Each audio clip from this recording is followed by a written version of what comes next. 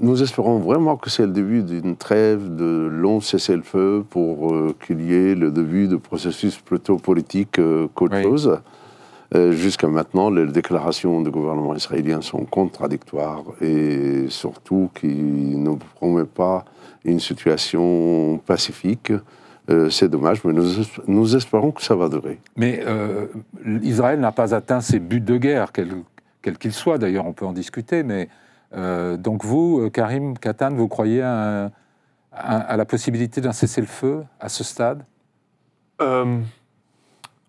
Je ne m'avancerai pas, en fait, parce que je pense qu'on est dans un moment long, depuis 50 jours, où on ne peut pas vraiment deviner ce qui va se passer. Donc, je rejoins un peu Anouar, c'est-à-dire que j'espère qu'on peut entrer dans une phase de résolution d'une autre manière, mais je ne sais pas ce que demain va apporter du tout. Je ne me sens pas en position de pouvoir évaluer la réalité. Pour l'instant, dans la tractation, dans le marchandage des otages, est-ce que, Joanne Dehaas, est-ce que vous diriez que le Hamas est plutôt maître du jeu ? Alors, maître du jeu, c'est difficile à dire. En tout cas, le Hamas a intérêt à ce que la trêve se poursuive pour reconstituer ses forces et a intérêt à faire traîner dans la durée la crise des otages et le relâchement des otages au fur et à mesure, puisque c'est sa dernière et sa seule monnaie d'échange à l'heure actuelle. Et la trêve, plus elle va durer, en tout cas c'est probablement l'un des calculs politiques du Hamas, plus la trêve va durer, plus ça va être compliqué pour Israël de reprendre les combats à la même intensité que ce qui a été connu avant, parce qu'on a une opinion publique internationale qui va probablement faire pression pour que ça ne se produise plus. Et il va y avoir une perte de dynamique, et il va y avoir également l'opinion publique israélienne qui va, si tous les otages ne sont pas libérés et que les combats reprennent avec la même intensité, qui va probablement faire d'autant plus pression sur le gouvernement israélien que certains des otages seront déjà libérés, et pas tous. Voilà. Cyril Louis, c'est aussi votre analyse ou... Le sentiment qu'on a, c'est qu'on a d'un côté un gouvernement israélien qui martèle que cette trêve n'est qu'une trêve et qu'Israël n'a pas terminé sa guerre. L'armée israélienne a provoqué des dégâts considérables dans la partie nord de la bande de Gaza, possiblement infligé des dommages significatifs à l'appareil militaire du Hamas.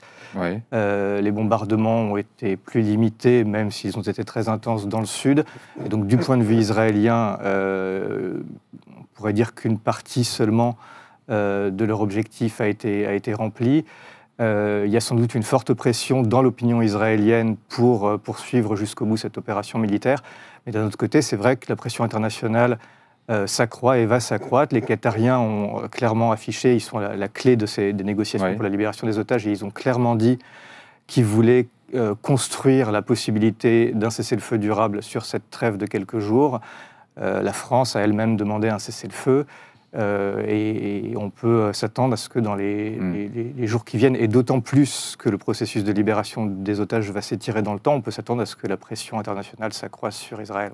Donc c'est en gros, si je vous comprends bien les uns et les autres, le jeu politique du Hamas en l'occurrence, c'est d'utiliser les otages pour faire durer la trêve, de sorte que la reprise des combats devienne de plus en plus compliquée. Vous partagez ? La population palestinienne à Gaza, surtout, nous savons qu'il y a encore des centaines, voire des milliers de cadavres sous le décombre. Nous avons beaucoup de blessés qui n'ont plus de médicaments. Il y a toujours pas... On parle de 30 000 blessés, 13 000 morts, 30 000 blessés. Donc c'est surtout la population qui a besoin de paix, un peu de tranquillité pour recommencer à vivre. On va dire un mot de la situation humanitaire qui est catastrophique à Gaza. On a quelques cartes qui montrent à la fois les bombardements, les destructions. Vous avez des chiffres, je crois, Joanne. On a quelques chiffres qui montrent peut-être la magnitude en fait, du niveau de destruction de la bande de Gaza. Selon les chiffres de l'ONU les plus récents, on a 60% de la totalité des habitations de la bande de Gaza qui sont soit totalement, soit partiellement détruites. C'est pas un chiffre qui s'applique surtout au nord, ça ? 60% de l'intégralité de la bande de Gaza. Absolument. Donc parce qu'en fait, on pense que... C'est des sources ONU ? C'est des sources de l'OCHA, l'Office de coordination des affaires humanitaires de l'ONU, qui les publie tous les jours. Et donc 60% parce qu'on a tendance à penser que la zone de guerre se situe uniquement dans le nord de la bande de Gaza. C'est faux. C'est-à-dire que les bombardements arrivent également dans le sud, et il n'y a pas de zone sûre. Donc on est à 60% de destruction, ce qui est absolument énorme. En termes même du niveau de tonnes de bombes qui ont été lâchées par Israël sur la bande de Gaza, on parle de plus de 25 000 tonnes de bombes, à savoir 2 fois Hiroshima, en un mois, à savoir qu'en contrepartie, si vous regardez... Cette comparaison est quand même discutée par les experts. Il n'y a pas de radiation. Mais en termes de kilowatts de bombes, c'est quand même ça en termes d'explosifs qu'on a. Mais si vous voulez comparer avec des choses comparables, en un an en Afghanistan, les Américains avaient largué 6 900 tonnes de bombes en un an. Donc on en est à 50 jours de combat. Voilà, on en est à beaucoup plus. Et nous avons une situation absolument catastrophique d'un point de vue humanitaire. Les ONG ont alerté sur un début de famine. Il n'y avait plus d'eau. La consommation d'eau avant la trêve est tombée dans la population gazaoui à 3 litres par jour et par personne. En contrepartie, si vous voulez juste avoir un exemple, c'est 250 litres par jour et par personne aux États-Unis qui est consommé. Donc 3 litres par jour et par personne, c'est absolument insuffisant. Nous avons des témoignages fiables de gens qui boivent de l'eau de mer pour pouvoir, et de l'eau saumâtre des puits agricoles pour pouvoir réussir à avoir la consommation d'eau. Il faut dire que les camions n'entrent pas. Les camions d'aide humanitaire, normalement, il en faut 500 par jour. Et là, le maximum qui a été atteint la semaine dernière, c'était 140 sur un jour. Et on est retombé à 30 ou 40. Absolument. Exact. Ouais. C'est beaucoup trop peu, et surtout, jusqu'à la trêve, les camions humanitaires et l'aide humanitaire n'avaient plus accès au nord du tout.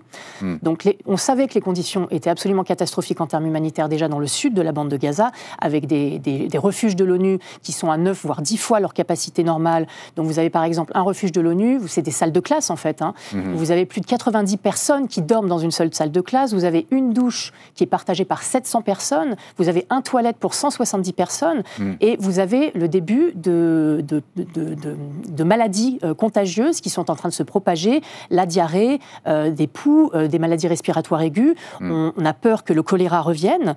Vous avez donc une situation extrêmement grave qui va se détériorer encore plus dans la durée, et surtout que vous n'aviez pas, jusqu'à présent, là ça vient de changer avec la trêve humanitaire, vous n'aviez pas de fuel qui rentrait. Vous n'aviez pas d'essence, en fait. Donc, vous n'avez plus d'électricité, pas d'essence, donc les hôpitaux ne pouvaient plus fonctionner. Les moulins qui servent à moudre le blé pour faire du pain ne fonctionnaient plus non plus. Les boulangeries ne fonctionnaient plus. Donc, vous étiez dans une incapacité de produire de la nourriture, en fait, et d'opérer. Les opérations, apparemment, dans les hôpitaux se font à la lumière des smartphones, en fait. Donc, c'est extrêmement grave. Et surtout les cadavres se décomposent partout, que ce soit sous les décombres ou dans les rues. Karim, pardon, vous avez vous aussi des témoignages directs, des gens qui vous appellent, vous parlez à... Oui, absolument. Et je pense qu'une chose que tu illustres bien et qu'on n'a pas forcément en tête quand on regarde la situation de l'extérieur ou de très loin, c'est ce qui se passe dans la durée. À savoir que une auditrice ou un auditeur va lire, va voir qu'il y a tant de morts, va penser que tant de morts et tant de blessés, c'est un effet, un temps d'honnêteté. En réalité, la destruction d'infrastructures, elle ne va pas se régler dans 3 jours, ni peut-être pas dans 3 mois. C'est-à-dire qu'on est aussi dans une destruction de gens et de personnes qui se déroulent sur le très long terme. Et ça, je trouve que c'est un vrai défi de faire comprendre ça. C'est pareil pour le chiffre de blessés. C'est c'est terrible, hein, j'allais dire intéressant, c'est surtout terrible. C'est-à-dire qu'un blessé, quand on lit blessé, c'est un spectre de réalité très différent. Dans les blessés, il y a aussi des mutilés. En fait, il y a des gens sur lesquels l'impact est vraiment sur un très très long terme. C'est-à-dire que la destruction qui est en place à la fois des infrastructures, des hommes et des femmes et des enfants, et de la pensée, en fait, parce qu'avec tout ça, ce qui meurt, c'est une pensée et un corps politique et culturel palestinien. Quand on oubliera tout ça dans 6 mois, cette destruction, elle sera encore là, elle sera encore active. Je pense que c'est quelque chose qui vraiment est très important de comprendre. C'est-à-dire qu'on n'est pas juste dans le temps T, mais dans le temps très long. Disons un mot des écoles, des hôpitaux qui sont pris pour cible par Israël, mais qui sont de facto utilisés par le Hamas aussi, pour se protéger derrière des civils. C'est pas prouvé, à ma connaissance. Enfin, quand on voit... C'est à peu près bien documenté quand même. On a vu des tunnels sous l'hôpital Al-Shifa et ailleurs. Non, on n'a pas vu. Moi, je n'ai pas vu. Non, vous ne croyez pas? Vu, moi. Vous n'avez jamais entendu parler de ça? On a parlé d'un tunnel. Ehud Barak, qui était Premier ministre, il a dit c'est nous qui l'avons construit quand on était à Gaza. Bon. Mais alors, vous avez une opinion là-dessus? Non, mais c'est dans une interview à la télévision. En tout cas, ce que j'ai envie de dire, c'est qu'il y a beaucoup de propagande israélienne en la matière, que parfois on ne sait pas le vrai de faux. Johan, vous vouliez dire là-dessus? Je n'ai aucune donnée à avancer pour savoir, parce que je n'y suis pas, pour savoir si le Hamas se cache sous les hôpitaux ou pas. Probablement, il doit y avoir des tunnels sous les hôpitaux. Il existe des tunnels, on est déjà d'accord là-dessus. Il y a des tunnels, il y a un réseau de tunnels, absolument. Il y a eu un documentaire réalisé par un journaliste palestinien envoyé par le Hamas pour être filmé dans les tunnels. On est d'accord, mais on n'est pas sûr qu'il y en avait un. Existe-t-il des tunnels? Oui. Est-ce que c'est une raison et une circonstance atténuante pour bombarder des hôpitaux? Non.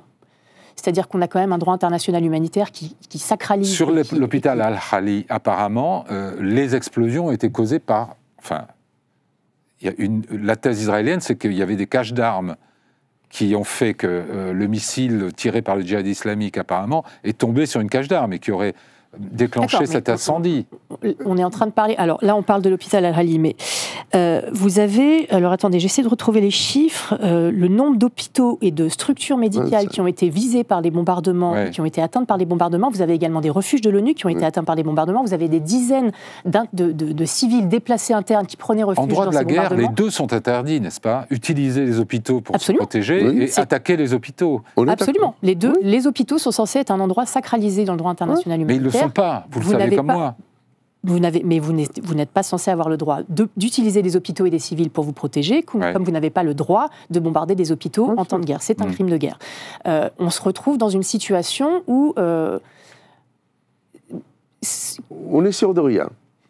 On ne voit pas. On est sûr de rien, mais vraiment, quand on examine bien... Au-delà d'être sûr de rien, je pense que si on en arrive au moment où on doit débattre pour justifier qu'il ne faudrait peut-être pas bombarder des hôpitaux et des écoles, on est vraiment au bord d'un naufrage moral terrible. Je pense qu'il faut aussi s'en rappeler.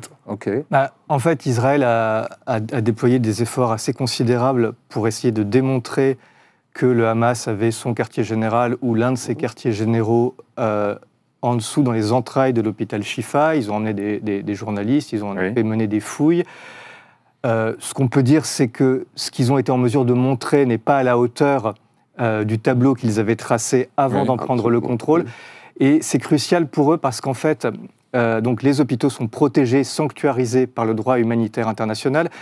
Et le droit humanitaire dit que cette protection peut être levée s'il est prouvé que ces infrastructures sont utilisées à des fins militaires. Et dans ce cas-là, il y a une question de proportion entre les destructions qui sont infligées à l'hôpital. En l'occurrence, l'hôpital Al-Shifa, d'après ce qu'on comprend, est devenu complètement inutilisable. C'était le principal hôpital de la bande de Gaza. Et le gain militaire que l'on peut accomplir en menant ces frappes. À l'heure qu'il est, on n'a pas le sentiment que les éléments de preuve apportés par l'armée israélienne soient à la mesure du préjudice subi par l'infrastructure hospitalière dans la bande de Gaza depuis 50 jours.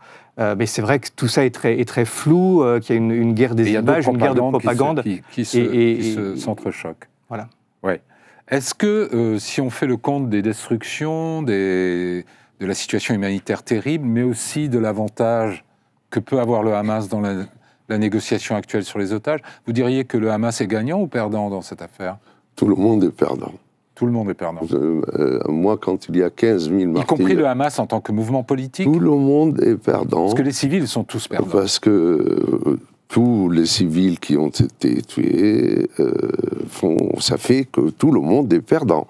Nous ne sommes absolument pas pour la mort des civils, quels que soient les civils, israéliens ou palestiniens. Mais, mais le Hamas savait à quelle riposte il pouvait s'attendre, plus ou moins, après les attaques du 7 octobre. Il faut leur poser la question. En tout cas, il faut leur poser la question. En tout cas, ce qui s'est passé, c'est très triste pour tout le monde. Mais moi, je crois que si on approche la question fondamentale, surtout, moi, je crois que si on ne peut pas parler de 7 octobre et ce qui s'est passé ce jour-là sans parler de 75 ans. On va y venir sur d'où vient le massacre. Mais là, quand même, avant de passer à ce point-là, vous estimez, Johan, que le Hamas peut être gagnant dans cette affaire, ou d'une certaine manière, politiquement, même si c'est cynique? Gagnant par rapport à quoi et par rapport à quel objectif? Par rapport à l'autorité palestinienne, par rapport à Israël? Alors, clairement, le Hamas était disons, en défaveur, en ballottage défavorable dans la bande de Gaza parmi la population avant le 7 octobre. Mais cette offensive et ce qui se passe, en fait, c'est extrêmement difficile de répondre à cette question, en fait. Donc, je ne sais pas si j'ai vraiment très envie d'y répondre, parce que je ne sais pas s'il faut qu'on réfléchisse en termes de gagnant-perdant. Tout ce que je sais, c'est qu'après le 7 octobre, avec 50 jours d'offensive, est-ce qu'Israël est en train de se mettre davantage en sécurité et d'assurer sa sécurité? Je ne suis pas sûre. Est-ce que le Hamas est en train de consolider sa base? Je ne suis pas sûre non plus. En fait, tout ce que je sais, c'est qu'on est dans une logique mortifère qui est issue d'une fabrique de la colère, d'une fabrique de la violence, et on est dans une incapacité d'un côté comme de l'autre de sortir du paradigme sécuritaire pur de court terme, du paradigme vraiment militaire, en fait, à la fois du côté du Hamas que du côté israélien. Ouais. Les Israéliens sont enfermés dans une logique, presque une doctrine sécuritaire, qu'on appelait aussi en partie la doctrine Netanyahou, qui voit ça à travers un angle sécuritaire et qui n'envisage pas d'une solution politique de long terme, alors que c'est la solution politique qui sera la seule à même de pouvoir assurer la sécurité d'Israël. Karine Katan, sur ce point-là? Je ne m'avancerai pas aussi sur la question de gagnant ou perdant, parce que je ne suis pas politiste et je ne me sens pas à même, encore une fois, de juger à un moment T donné d'urgence qui gagne et qui perd et en quelles circonstances. Mais je vous rejoins tous les deux, en fait, dans la manière dont vous avez poser les bases de la question, mais je ne m'avancerai pas plus. Je pense que même la question est... la question, elle est... Oui, vous allez dire que la question est perverse. Non, mais même, je me demande si c'est une question à laquelle on peut répondre aujourd'hui. Je me demande si... Parce qu'on a le Hamas est clairement dans un rapport de force politique avec l'autorité palestinienne, et dans un rapport de force militaire. Est-ce qu'on peut répondre à la question aujourd'hui? Je ne suis pas sûr. Cyril Louis, votre avis? Je pense qu'il est très tôt. Ce qui me frappe, moi, en tout cas, c'est qu'il y a une conséquence de cette séquence, de cet engrenage amorcé par les massacres du 7 octobre et immédiatement poursuivi par la campagne de bombardement et l'opération au sol d'Israël, c'est que le conflit israélo-palestinien a été remis au centre de la scène internationale, de la conversation. Ça, c'est une première chose. Et la deuxième chose, c'est que c'est mis en branle pour les habitants de la bande de Gaza, quelque chose dont il est difficile de prendre la mesure, je pense, à distance, mais que les gens avec qui on est en contact nous racontent, qui est le sentiment d'une seconde Nakba, une seconde catastrophe, en écho à ce qui s'est passé en 1948 au moment de la création de l'État d'Israël. D'une part, par la violence sans précédent de la campagne militaire israélienne. C'est-à-dire que moi, j'ai des amis qui vivent dans la ville de Gaza, qui ont subi les guerres de 2008-2009, les guerres de 2012, la guerre de 2014, la guerre de 2021, et qui ont donc une certaine habitude et une certaine résilience, qui savent ce que c'est que des bombardements israéliens, qui ont appris à vivre avec ça et qui me disent ce qui se passe là est sans commune mesure avec tout ce qu'on a connu. Ça, c'est une première chose. Et le niveau de destruction, notre correspondant à Jérusalem a pu se rendre dans la bande de Gaza en fin de semaine dernière avec l'armée israélienne. Il connaît bien la bande de Gaza et il nous a décrit des scènes de destruction et de désolation absolument incroyables. Et la seconde chose dont les gens à qui je parle me témoignent, c'est la sensation d'une nouvelle humiliation, d'un nouveau déplacement. Le spectre d'un déplacement vers l'Égypte, qui pour l'instant ne se matérialise pas parce que la frontière de Rafah est fermée, est très fort dans les esprits. Les gens ont peur d'être poussés, d'être chassés vers l'Égypte. Ils ont peur de scènes d'humiliation qui leur rappellent 1948. Des campements de tentes ont été aménagés dans le sud de la bande de Gaza, le long de la mer. Et ce sont des images qui provoquent des réminiscences très, très, très puissantes. Donc il se passe là quelque chose qu'on ne fait que deviner à distance, mais qui sera probablement très important dans les années et les décennies à venir. Je vais vous ajouter juste une phrase. Oui. Cette politique sécuritaire israélienne est basée sur la vengeance et la punition collective. Et ça complique tout. Ça nous fait beaucoup de victimes civiles. L'objectif militaire de détruire les infrastructures militaires et politiques du Hamas, vous n'y croyez pas? Ce n'est pas encore touché. Pendant 50 jours, on n'a pas vu une structure de Hamas qui a été affaiblie. Est-ce que vous avez vu ça? Il n'y en a pas. Ils sont passés entre les mailles du filet. Ils ont déplacé la population de moitié nord de Gaza, mais on n'a pas constaté via les télévisions... Alors pour vous, c'est quoi le but de guerre d'Israël, si ce n'est pas d'éliminer... C'est que Netanyahou retourne au pouvoir. C'est que Netanyahou reste... Oui. Non, mais qu'il retourne après. Parce que... Est-ce que c'est de déplacer les populations de manière définitive? C'est clair, ils le disent clairement. D'ailleurs, déplacer la population de Gaza... ça a été dans l'idéologie politique israélienne depuis les années 50. Jusqu'à maintenant, plusieurs fois, ça a été évoqué. Jusqu'à maintenant, ils le disent. Certaines mouvances israéliennes, pas de toutes. Oui, dans la politique israélienne, en tout cas jusqu'à maintenant, il y a des ministres au gouvernement israélien qui réclament le départ des Palestiniens de Gaza vers le Sinaï. Alors justement, les Égyptiens ne veulent surtout pas que ça se produise, les Jordaniens non plus. Est-ce que la solidarité arabe, selon vous, est à la hauteur dans cette crise? La solidarité populaire arabe est à la hauteur de la Nakba palestinienne depuis son existence. Maintenant, les régimes arabes, il y a des régimes arabes qui ont pour première préoccupation de plaire aux Américains. Et quand on veut plaire aux Américains, on ne peut pas prendre... Ou une bonne partie, nous les connaissons, nous les savons. Bon. Et donc, ils ne peuvent pas trop fâcher le système américain ou Biden. Donc oui... les Égyptiens et les Jordaniens, vous leur savez gré de ne pas vouloir favoriser un exode définitif des Palestiniens de Gaza. Ah oui, bien sûr, mais de toute façon, ça dépend toujours de la volonté. Et les Américains s'opposent aussi à cette politique-là. Du bout de lèvres. Mais la réalité, c'est surtout nous, les Palestiniens. Vous interviewez les Palestiniens, ils disent qu'on a vécu une première Nakba en 1948. On ne veut pas vivre une deuxième Nakba en... Je rappelle, c'est la catastrophe. Joanne, vous vouliez ajouter quelque chose? Deux choses à ajouter. Une première chose, juste par rapport à l'Égypte, qui refuse d'avoir une seconde Nakba sur son sol. Ce n'est pas l'unique raison pour laquelle l'Égypte ne veut pas avoir de transfert de la population palestinienne de Gaza dans le Sinaï. La deuxième raison, c'est également qu'elle n'a pas du tout envie d'avoir une base arrière du Hamas et du djihad islamique sur son sol, parce qu'il faut rappeler que Al-Sisi, qui est au pouvoir en Égypte, a pour ennemi juré les frères musulmans, et que les frères musulmans sont la maison mère du Hamas. Deuxième chose que je voulais rajouter par rapport aux États de la région, c'est qu'il faut faire une distinction claire entre les États et les sociétés. La Palestine, pour les sociétés du monde arabo-musulman, c'est le cœur battant de l'identité de ces sociétés. C'est quelque chose qui fait corps, qui réunit. C'est un ciment identitaire très fort. Et il y a une pression qui a toujours été très forte de la part des opinions arabes sur leur gouvernement, qui avait été un petit peu moins ces derniers temps, puisqu'on a vu une vague de normalisation des relations entre les États arabes, de plus en plus d'États arabes et Israël. L'Arabie saoudite était celle qui était la prochaine sur la liste. On était sur le point d'avoir la signature d'un accord qui aurait été absolument historique entre Israël et l'Arabie saoudite. Ce n'est absolument plus possible. À l'heure actuelle, ce n'est plus possible. On avait une marginalisation de la question palestinienne ces dernières années dans l'agenda des États arabes, dans l'agenda de manière générale internationale. Ça vient de nous montrer encore l'inextricabilité de la centralité de la question palestinienne, qui fait que voilà, on a un déraillement de ce processus de normalisation qui va probablement mettre un petit peu de temps avant de pouvoir revenir sur le devant de la scène.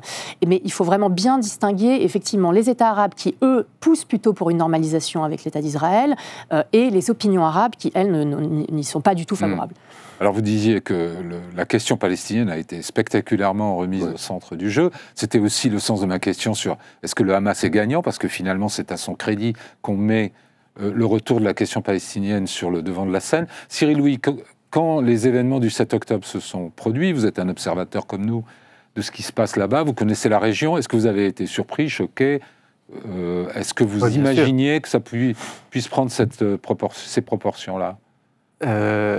Oui, j'ai été surpris, choqué. Non, je ne m'attendais à rien de cette nature. Et comme beaucoup de gens, pardon, Anouar,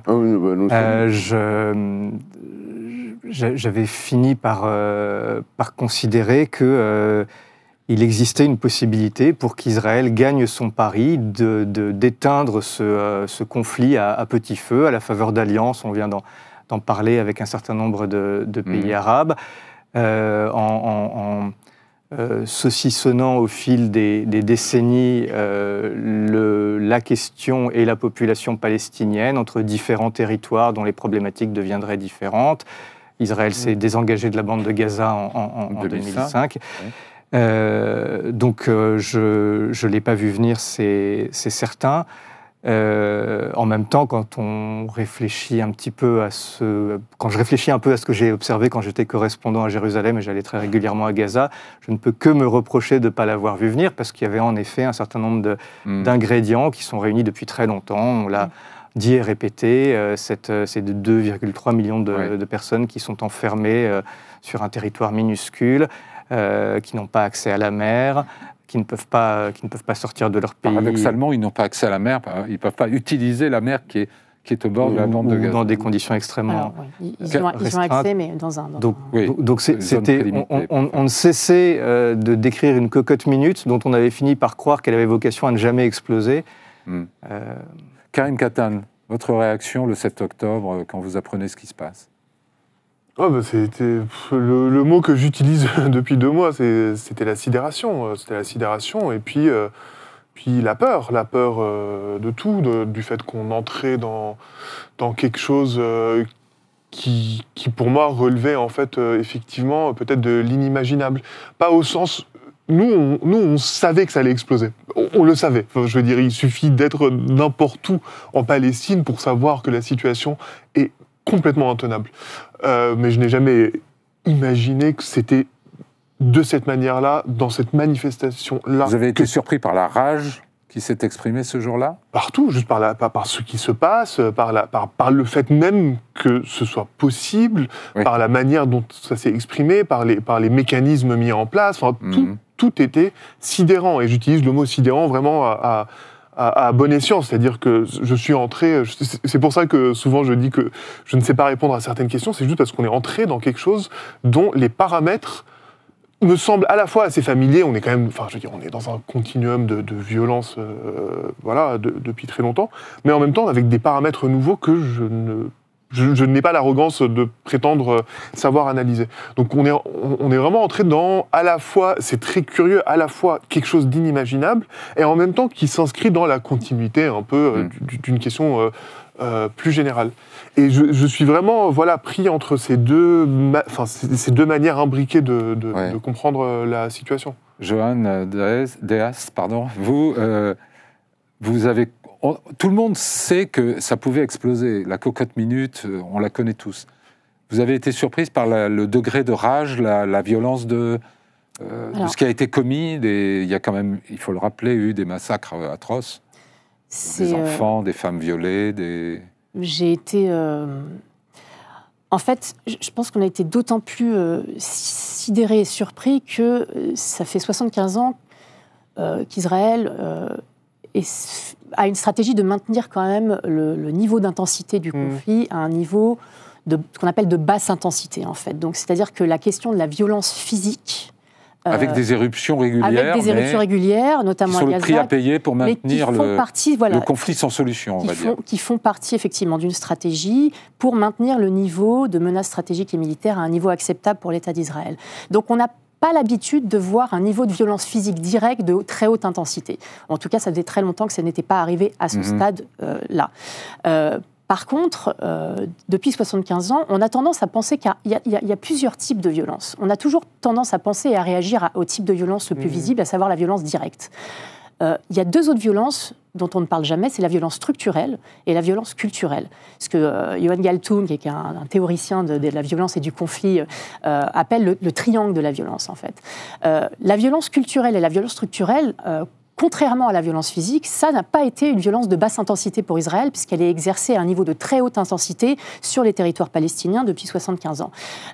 Cette violence-là, on en parle assez peu et on en parle trop peu, et cette violence-là, elle est fondamentale pour comprendre pourquoi ça a explosé le 7 octobre. Comprendre, justifier ?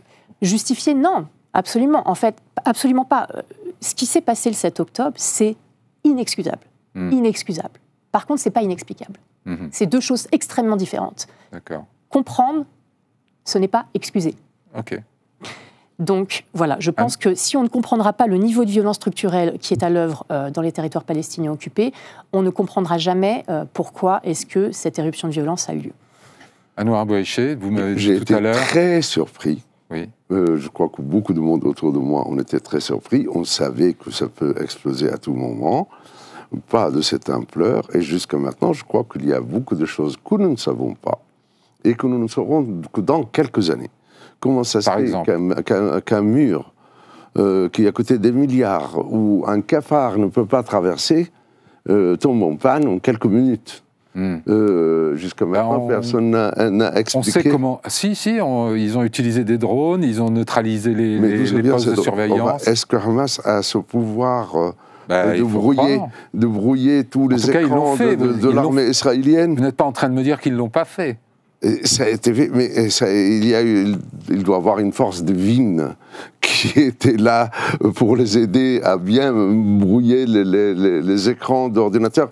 Moi, je crois, en tout cas, je ne sais pas, et je crois qu'il y a beaucoup de mystères où nous aurons peut-être les réponses dans quelques années. En tout cas, c'était très surprenant que ça arrive avec cette ampleur-là, ce jour-là.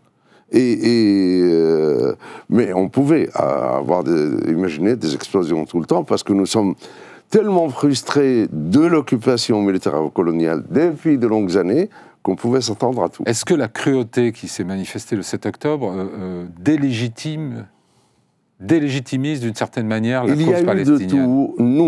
Nous, l'OLP, nous condamnons toute mort de civils, toute agression contre tout civil. Maintenant, tous les peuples sous occupation ont droit à résister contre les militaires de l'armée de l'occupation. Voilà. Qu'est-ce que vous faites du fait qu'aujourd'hui, en Cisjordanie, il y a de plus en plus de jeunes qui se réclament du Hamas, y compris de membres du Fatah qui se battent avec les gens du Hamas, alors que l'autorité palestinienne a perdu énormément d'autorité et de crédit? Est-ce que ça vous inquiète, cette situation? Comment vous voyez la situation? Je ne suis pas inquiet du tout. Mais je vais expliquer. D'abord, l'autorité a perdu d'autorité, et j'en fais partie, et on est beaucoup moins populaire parce qu'Israël nous a empêchés d'avancer dans un processus de paix. Donc nous, l'autorité... Et parce qu'il y a un dirigeant qui est là depuis 18 ans, sans élection? Eh bien justement, Israël aussi nous a empêchés de faire des élections, comme vous le savez.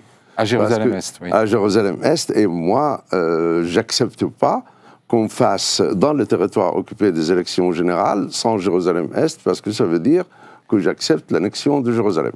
Maintenant, je reviens.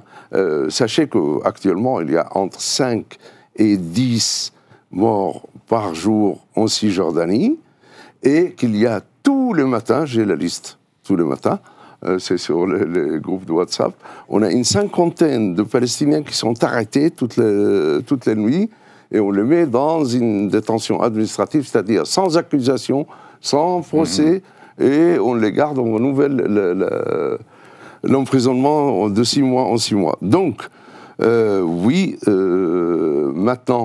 les gens font corps, l'homme de la rue, partout, fait corps à Hamas, tout simplement parce que l'attaque israélienne, les bombardements israéliens à Gaza, ne font pas la différence entre un civil lambda ou un civil communiste et un Hamas. Les bombardements... Est-ce que l'autorité palestinienne est en danger de ce fait, de disparaître ou d'imploser? Juridiquement, non.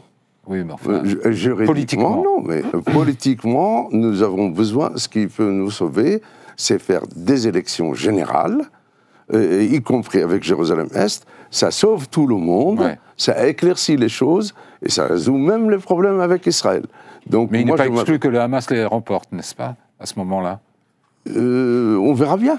Laissons le peuple palestinien décider.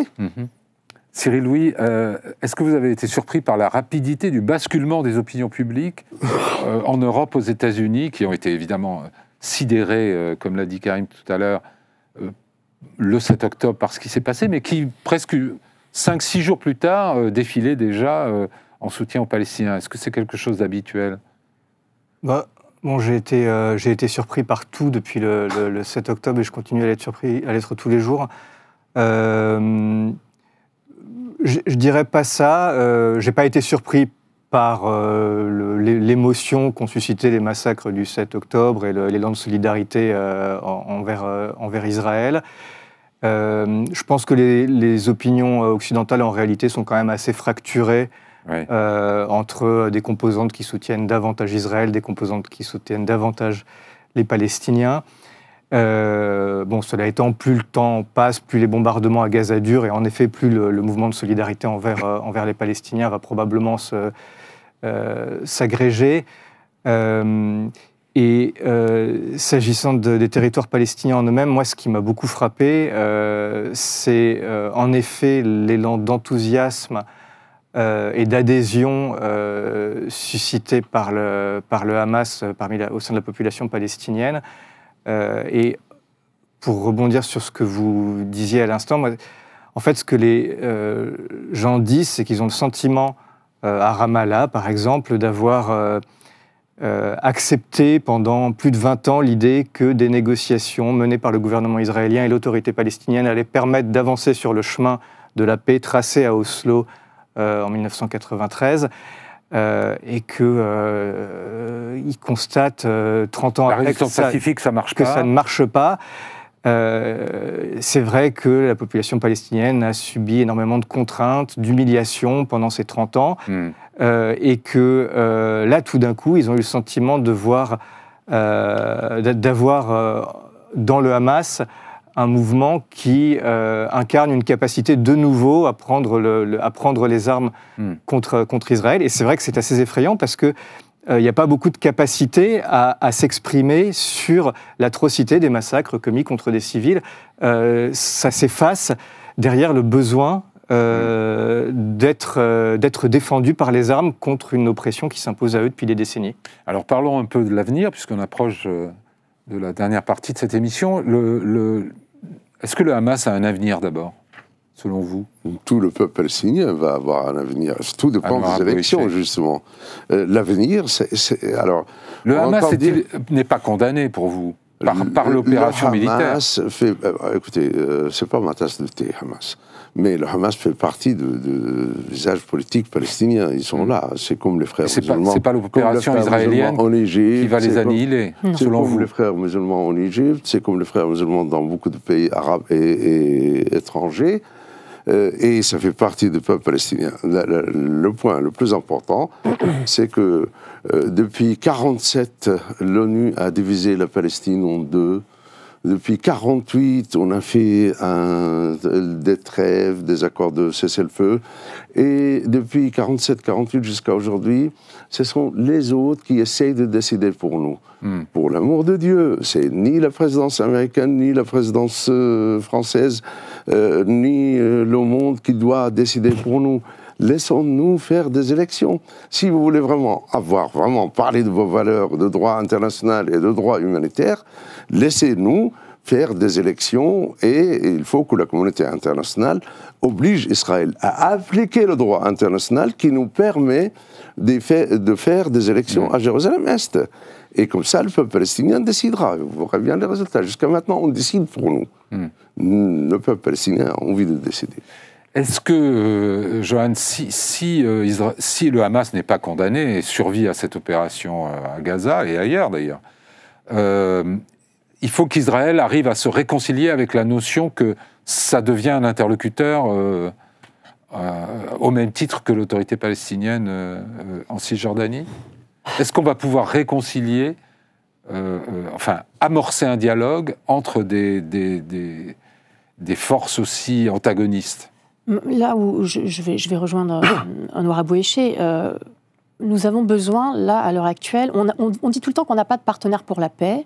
On a fait tout ce qui est en notre pouvoir pour détruire ces partenaires pour la paix, pour diviser le camp palestinien, pour diviser la classe politique palestinienne. C'est une stratégie délibérée et volontaire, cette stratégie de division, de fragmentation, de séparation. Vous parlez d'une stratégie israélienne. Pour éviter justement le potentiel avènement d'un État palestinien indépendant. Donc c'est une question de volonté politique. Si vous voulez avoir un partenaire pour la paix, c'est pas forcément le partenaire qui va vous plaire, que vous allez avoir, mais laissez faire des élections, laissez faire une réconciliation palestinienne potentielle et laissez se reconstituer un camp politique qui puisse avoir une certaine forme de représentativité de l'opinion publique palestinienne. Ouais. On n'a pas eu d'élection. Mais réalistiquement, on en est très loin de cette hypothèse, non ? Mais à l'heure actuelle, en fait, on a 3 temporalités. On a court, moyen, long terme. Le court terme, là, on n'en est pas à la recomposition politique palestinienne. On en est à ramasser et compter les morts. On en est à même nommer les morts. On en est à aller chercher des enfants de 2 ans sous des décombres. On a besoin d'un cessez-le-feu. On a besoin de distribuer des médicaments. On a besoin de distribuer des bouteilles d'eau, de la nourriture. Là, la seule chose qui compte, c'est ça pour le moment. Discuter de ce qui va être possible potentiellement en termes politiques, en termes militaires, en termes stratégiques, ça viendra après, en fait. Ouais. Là, je pense qu'il faut qu'on concentre notre attention sur ce qui est la priorité. Et la priorité, c'est remettre l'humain au centre des débats. On a des débats qui sont, pour moi, stériles, qui nous empêchent, en fait, de recontextualiser historiquement ce qui se passe. Il faut remettre l'humain au centre des débats. Karim Katan, est-ce que vous, la perspective d'un État palestinien, de 2 États vivant côte à côte, vous paraît encore réaliste, crédible ou... Alors, peut-être pour vous répondre, je vais d'abord revenir sur quelque chose que tu viens de dire. Effectivement, il faut quand même remarquer, c'est tout à fait remarquable, qu'on n'a pas prononcé le mot de massacre perpétré par Israël quand on parle de près de 15 000 morts. Quand on dit bombardement, on rend la chose très abstraite. C'est un massacre perpétré par l'armée israélienne. C'est très important. Un massacre qui inclut, je ne sais plus combien, 40% je pense, de femmes et d'enfants, je crois. C'est quelque chose comme ça, ou même plus. Près de 70%. Ah oui, c'est 40% d'hommes. Du coup. C'est important de nommer les choses qui se passent. Il y a un massacre qui a eu lieu et qui peut-être reprendra à Gaza. C'est important, c'est le mot et massacre. Pour répondre à votre question, je pense qu'en fait, on ne peut pas penser un État, 2 États, toutes ces questions, sans nommer, parce que pour moi c'est important de nommer, je suis écrivain, encore une fois, je ne suis pas politiste, les réalités et les processus politiques et les structures qui sous-tendent la réalité actuelle en Israël-Palestine. On parle de 3 choses, toujours la même chose, c'est pas nouveau, on n'invente rien de nouveau, il y a une occupation militaire, il y a une colonisation effrénée, parce qu'on parle beaucoup de cocotte-minute, et moi-même j'utilise la métaphore de cocotte-minute, mais elle me semble un tout petit peu...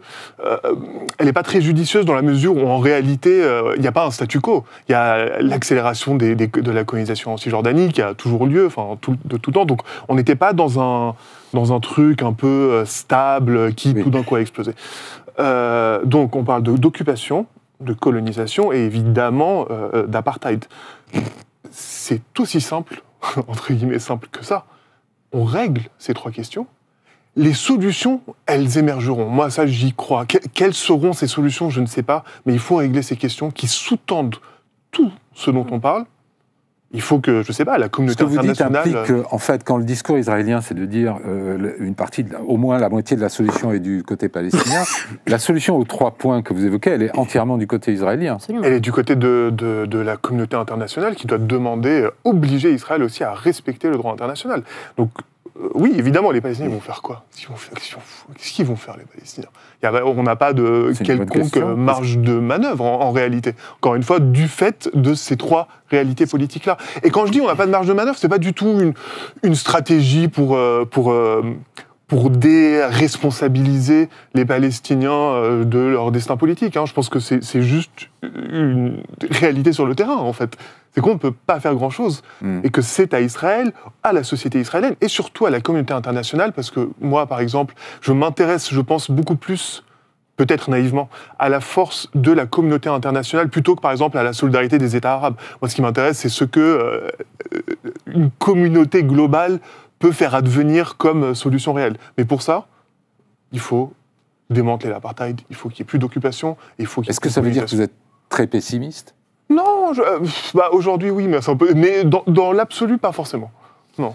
D'accord. Non. Cyril Louis, sur l'avenir politique, celui du Hamas, celui de l'autorité, une solution à 2 politiques possible, selon vous ? Vaste question. Non, mais oui, en effet, c'est un peu... c'est à la fois normal de se poser la question maintenant parce qu'on est réunis ici et en même temps un peu à contre-temps compte tenu du fait que cette guerre se poursuit. Moi, je vois pas très bien comment Israël pourrait dialoguer avec le Hamas demain ou après-demain dans une forme constante. Il semble que ce à quoi la communauté internationale, le président Joe Biden pense, ce serait de faire revenir une autorité palestinienne qu'il dit revitalisée à Gaza.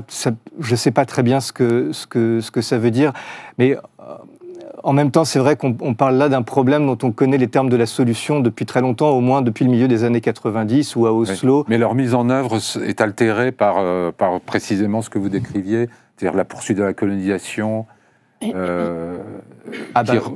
rendent les termes d'une solution politique plus compliqués. Depuis les accords d'Oslo, oui, en effet, l'accélération de la colonisation, l'intensification de l'occupation militaire. Plus, oui. Depuis 93. On introduit et généralisé l'idée que cette solution des deux États était devenue impossible ou complètement dépouillée de sa raison d'être. Un mot sur certaines voix aux États-Unis disent que Joe Biden doit présenter un plan de paix maintenant, en temps de guerre, un plan de paix taillé pour la guerre. Vous croyez à une intervention américaine à Noirabouéché? Vous pensez que ça serait utile? Nous demandons aux Américains et aux Français et aux Européens d'appliquer le droit international, sans détour et sans essayer de nous faire de compromis qui ne peuvent pas durer longtemps. Par contre, permettez-moi 2 minutes pour expliquer... Il nous reste 2 minutes. Alors, vous en avez une et John en aura une autre. Un État ou 2 États. En fait, notre idéologie, c'est un État laïque et démocratique sur la totalité de Palestine à égalité de droits et de devoirs pour tout le monde. Mais que ce soit les Israéliens, nos amis ou pas nos amis, que ce soit la communauté internationale, ne veulent pas un seul État. Il y a personne qui veut un seul État, sauf quelques philosophes de chez nous, enfin des gens qui ont des avis. Et c'est pour ça que nous demandons 2 États, l'un à côté de l'autre, en application de droit international. Voilà. Maintenant, nous rêvons toujours d'un État laïque et démocratique dans 1, 2, 3 générations. Johan Dehaze. Yes. Le mot de la fin. Le mot de la fin... Presque, il nous reste 2 minutes. On a encore le temps de faire un tour de table. L'histoire est en marche, mais il faut également regarder l'histoire d'un point de vue global. C'est-à-dire qu'on est dans une ère où, effectivement, l'ère d'Oslo, le mirage d'Oslo des 30 ans de la période d'Oslo est révolu, comme vous le disiez. Les Palestiniens n'y croient plus en cette espèce de rideau de fumée d'un projet national palestinien qui lui a été vendu avec les accords d'Oslo. L'autorité palestinienne fait partie dans les yeux des Palestiniens de cette ère révolue. Les États-Unis et leur hégémonie également font partie de cette ère révolue. Et là, mais alors, quelle alternative? S'il n'y a plus de perspective, d'espoir dans une formule politique. On a une perspective d'espoir, il faut être un peu patient. Pour moi, le monde est en train de vivre un glissement de puissance sur la scène internationale, avec la fin de l'hégémonie américaine, avec l'avènement et l'émergence d'un certain nombre de pays non occidentaux qui ont des positions par rapport à la Palestine qui sont extrêmement différentes des positions américaines. Nous avons... Sur quel point, par exemple, très, très vite? Sur la question de l'autodétermination palestinienne et de la légitimité de la Palestine à avoir son propre État et de la réalisation, de la reconnaissance du fait que le problème principal à l'heure actuelle qui empêche la création d'un État palestinien, c'est l'occupation, c'est la colonisation et c'est l'apartheid israélien. C'est extrêmement clairement dit par la Chine, notamment, qui a une position très proche de la Palestine depuis l'un des premiers pays à avoir reconnu l'État de Palestine, par exemple. Donc on a l'avènement progressif de ces puissances sur la scène internationale qui sont en train de prendre des responsabilités, qui sont en train de prendre du poids dans les arènes multilatérales. Voyons ce que ça donnera dans les années à venir. Alors, Karim Katan, le mot de la fin, ce sera pour vous. Vous y croyez à ce nouvel ordre mondial qui favoriserait... Y croire ou pas, je pense que c'est pas la question. Je pense que c'était plus descriptif. Non, mais en tant que Palestinien, vous-même... Vraiment, je reviens. Dans quoi placez-vous vos espoirs? Voilà. Dans l'événement historique. Je pense qu'à un moment aussi... tout comme on peut entrer dans l'inimaginable, comme on est entré dans l'inimaginable, l'événement historique peut être autre chose aussi. Je ne sais pas c'est quoi cette autre chose, mais des choses peuvent émerger de la plus grande horreur. Je ne sais pas quoi, mais je pense que de fait, ça se passe parfois. Et c'est un optimisme vraiment très prudent, parce que vraiment, je ne me sens pas bien aussi de dire optimisme après 15 minutes. Un mot, vraiment. Un dernier mot, je m'adresse aux membres du Club de Figaro, et je leur dis coupable, tous ceux qui ne travaillent pas sur une paix, pour une paix juste basée sur la justice. Merci. Très bien. Et vous travaillez à cette paix alors? Absolument. Chaque jour. Sinon, on aura encore de violences et de massacres et de souffrances. Bon, y avait-il la possibilité de finir sur une note plus optimiste? Je n'en suis pas tout à fait sûr. Merci à tous les quatre infiniment de vos points de vue. Merci à tous de nous avoir suivis. Pour ma part, je vous retrouve la semaine prochaine. Bonne semaine à tous.